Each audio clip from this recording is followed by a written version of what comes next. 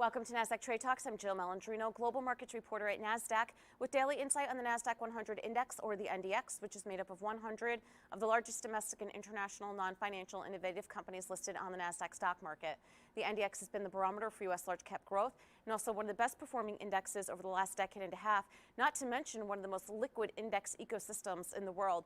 Joining me this Thursday afternoon, we have Joyce, Managing Director at Nasdaq's Market Intelligence Desk, for an update on technical levels to watch in the Nasdaq-100. And Brian, what a day for stocks.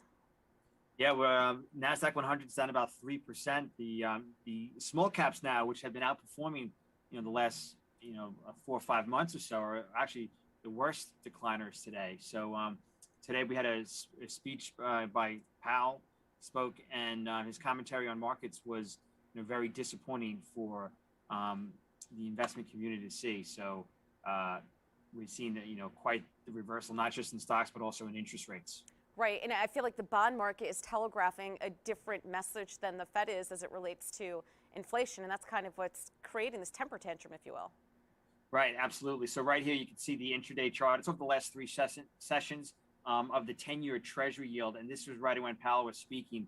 And I think the markets were looking for some commentary about a twist where they'll try and control the yield curve a little bit by bringing longer rates down and shorter-term rates up. The short end of the curve is at risk of going negative because there's so much cash flowing into a lot of these money market funds, driving yields lower. So they're trying to defend that. But there wasn't much commentary. Powell basically said, they see inflation as transitory. They're aware of the move up in rates, but I guess it wasn't satisfactory enough for the market. So that's the intraday move today. What has markets concerned is, the broader move beginning really in January here, right at the first week of 2021, where we had the breakout, and then we've just been running higher. Last week we hit 1.61 on a very disappointing auction. This is causing this at the same time as we're seeing the U.S. dollar is beginning to show some signs that it's bottoming, and that's a daily period chart. But if you go to the monthly period chart, which I think is very noteworthy here, we could see that this goes back 20, 30 years. But if we zoom into, say, the last 10, 12 years,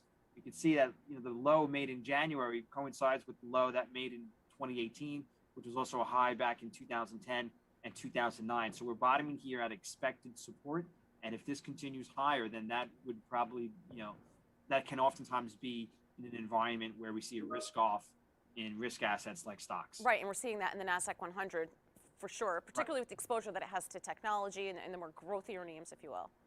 Absolutely. And so this is the NDX right here. This is the weekly period chart. We're breaking this uptrend line from the lows of March 2020, 12 months ago. So we're down 3 straight weeks. You can see 2 weeks ago we had a bearish engulfing candlestick. The following week, last week, we gapped down lower, and we're seeing further downside price action today. So from this time period, I would say we're looking at the 12,050 level as our next level of support. If we zoom in a little bit and look at the daily period chart, what's noteworthy here is we could draw that same trend line connecting the lows from March and the lows from the fourth quarter. And what's noteworthy is this potential topping pattern here, this, what many technicians refer to as the head and shoulders, one of the most common patterns. Oftentimes, especially in bull markets, these types of patterns will hold the neckline. So it's really dependent on how you draw your neckline. That right there is a horizontal neckline, but given what looks like the right kind of tilt, the tilt to the right hand side, that might be a more appropriate neckline. So, but either way, you're seeing a big break here. So we're in this support zone, which is the high of September and the high of October, which is 12.2 to roughly 12.450.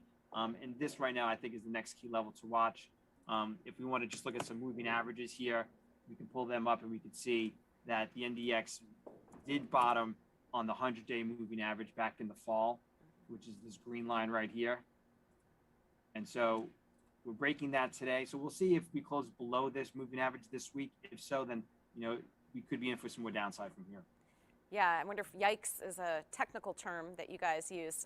Brian, appreciate the update on all the levels for us. Thanks for joining us on Trade Talks, and thanks for joining me. I'm Jill Malandrino, global markets reporter at Nasdaq.